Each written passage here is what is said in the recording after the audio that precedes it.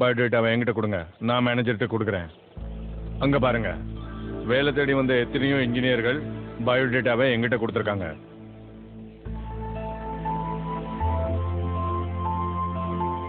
அப்ப நீங்க இன்ஜினியரிங் படிச்சிருக்கீங்க.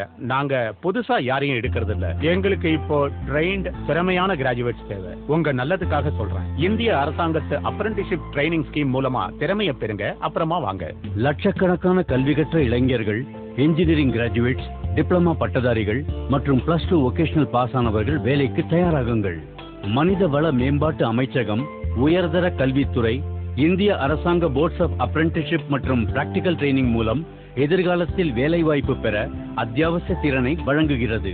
25,000க்கும் மேல் அரசாங்க மற்றும் தனியார் நிறுவனங்கள் 1 வருட ஸ்கில் ட்ரைனிங்கிற்காக ஸ்டைபண்டுடன் உங்களை அப்ரெண்டிஸாக எடுக்க தயாராக உள்ளது.